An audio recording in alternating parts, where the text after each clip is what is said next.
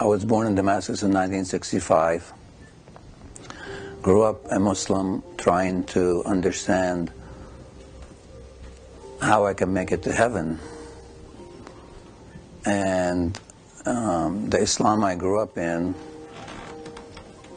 explained it to me as such as you do as good as you can, and if the good outweighs the bad when you die, you go to heaven. I had to wrestle with this salvation issue. And my father explained to me that salvation is not guaranteed. You can earn it, but it's not guaranteed. I said, why is it guaranteed to my Christian friends? And he didn't have an answer. I got an opportunity to come to the United States, and Dad supported me. And when I first got to the United States, I met a lot of nice Christians, and they would explain to me things about Christianity that didn't really make a whole lot of sense at the time. And then they would ask me where I was from, and I would say Damascus. And they would say, oh, like the road to Damascus. And I would look at him and I would say, yes, we have roads in Damascus. No, it's in the Bible.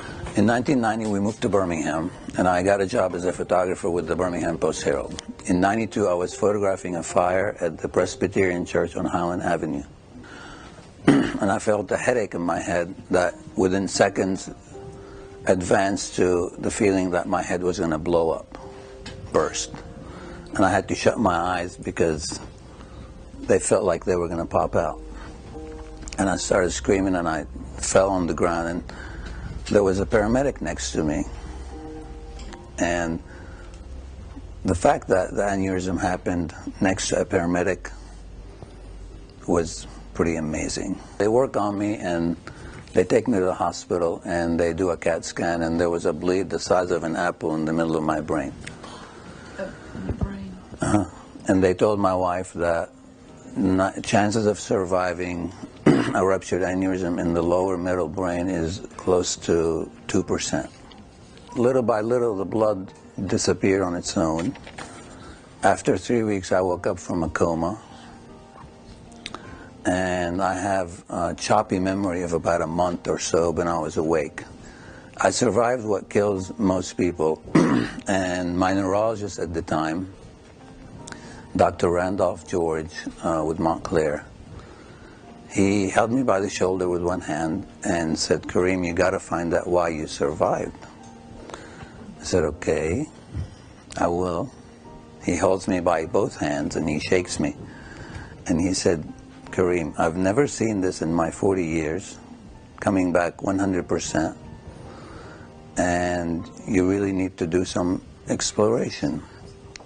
I had this feeling that God saved me. I heard people tell me God saved me to tell about His love, the love that I wanted really bad when I was young. I survived the aneurysm and started talking to preachers and theologians, and one of them told me to read the Gospel of John.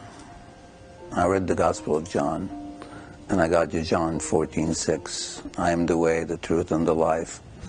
No one comes to the Father except through me. And I stopped, because I wasn't going to come to the Father and leave my family behind, and leave all the good Muslim people behind. Continued talking on and off to preachers, and then in '96, a friend of mine said, you got to meet this preacher. I said, okay. We go to the Anchorage restaurant in Homewood. It's no longer there. And I'm sitting in the Anchorage, and Frank Barker walks in. And Frank sits down. He said, John 14:6 means exactly what it says, that you have to come to Christ to go to heaven. I said, what about my family? He said, your family's in the hands of God. What are you going to do? And I said, I'm going to walk out.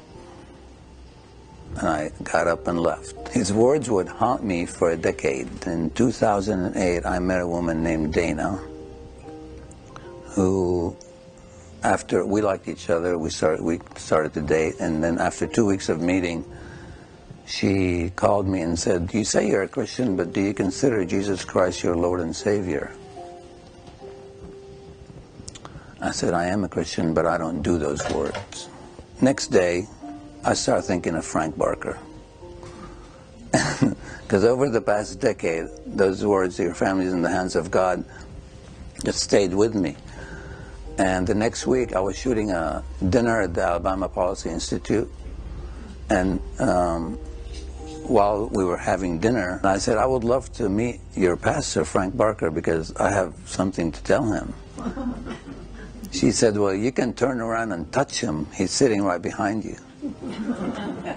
And I turned around and I see him and Barbara sitting at a table right next to us. And I kneel by his chair and I say, "Dr. Barker, do you remember me?" "No." 12 years ago, you told me that Jesus Christ was the only way to heaven. And? I said, "And now I believe that, and I'm good with it." When I was lost in between Islam and Christianity, I found verses like John 5:28. "Do not marvel at this, for a time is coming when all who are in their graves will hear his voice and come out. Those who have done good to the resurrection of life. Those who have done evil to the resurrection of judgment." In John 10:16, "I have other sheep that are not of this fold. I must bring them also. They will listen to my voice." And those verses to me meant that other people are going to be okay. And then after the discipleship with Dr. Barker, I realized that it's going to be my responsibility and everybody's responsibility who's a believer to make sure these people are okay. Salvation is of the Lord, but He works through us.